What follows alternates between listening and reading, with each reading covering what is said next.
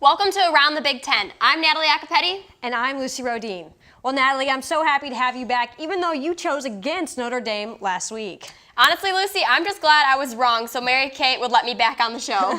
Well, we have results from Notre Dame's game and more, but before we get into that, we have some pretty big news out of Nebraska. On Thursday, Nebraska announced that AD Sean Eichhorst has been fired. This comes 5 days after the Husker football program lost to Northern Illinois at home. Wow, Lucy, what do you think about what's going on in Lincoln?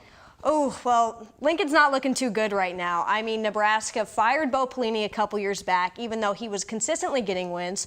Sure, he was a little crazy, but I mean, he won. They fired Mike Riley, who has done nothing but, lose basically. They're losing to Iowa every year. They lost to Northern Illinois this year. And Nebraska fans are stuck in the 90s, so they think Husker football should be the best team in the nation, and they're not even close to that. They're not even close to best in the conference. So yeah, I would say if Mike Riley can't produce better results soon, he'll be the next to get the axe. Well, despite all the controversy in Nebraska this week, the Huskers still had a game to play this weekend. Nebraska hosted Rutgers for its conference opener. Tanner Lee was booed by the home crowd as he ran onto the field after throwing 2 interceptions. Nebraska ended up taking the game 27-17, but Lee leads the country with 9 interceptions, so Husker Nation is struggling.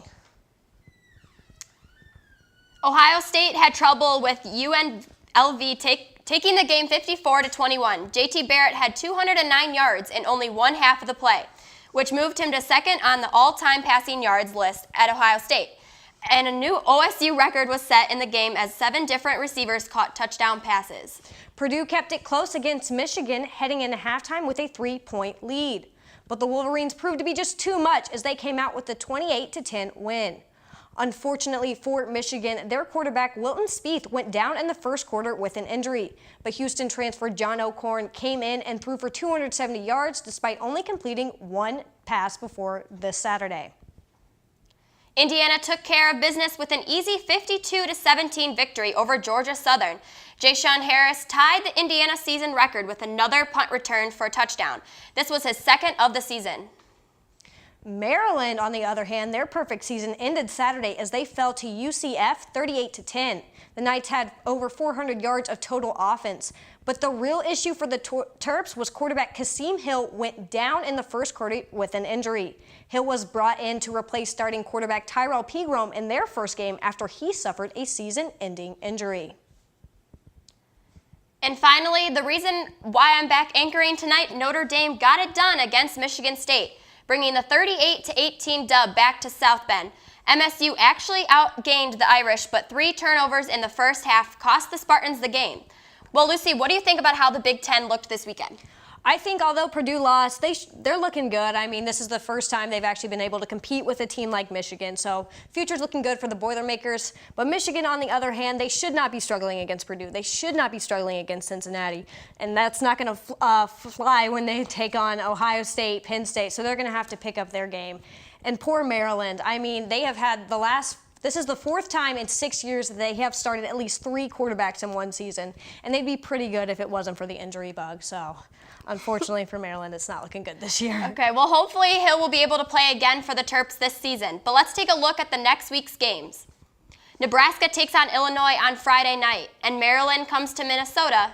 Northwestern heads up to North to take on Wisconsin, and Indiana travels to Penn State.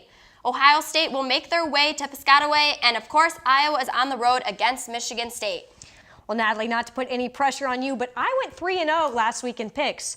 But what do you think will happen this weekend? I think Wisconsin over Northwestern, only if Hornibrook does as well as he did against BYU. Minnesota over Maryland, but they're going to be good competition for the Gophers. Ohio State over Rutgers due to JT Barrett being hard to control, and Nebraska and Illinois, with Illinois coming off a loss. I think if QB Tanner Lee comes out stronger than he did against Northern Illinois, Nebraska is going to come out with a win. Yeah, I actually agree with you on picks. I have Nebraska over Illinois. Although Nebraska is going through a lot right now and their offense looks terrible, Illinois is on the bottom of the Big Ten for a reason. I also have Minnesota over Maryland just because Maryland is super bogged down by injuries right now. But let's say Maryland had their starting quarterback, I'd pick the Terrapins. Wisconsin over Northwestern, although the Wildcats are coming off a bye. You don't get good at football in a week, so I still see Wisconsin beating Northwestern. Penn State over Indiana. Indiana's offense is tough to beat, but Penn State's offense is a lot tougher. And then Ohio State over Rutgers. I mean, that's a no-brainer. Well, Lucy, we'll just have to see how this week goes. But one thing I know for sure is that I have learned from my mistakes, and I won't be betting against Notre Dame anytime soon. Good call, Natalie. But make sure to watch next Monday for results from all of the games this weekend. I'm Lucy Rohden. And I'm Natalie Iacopetti. Don't forget to watch Daily Iowan TV live every morning at 8:30. Thanks for watching, and we'll see you again next week.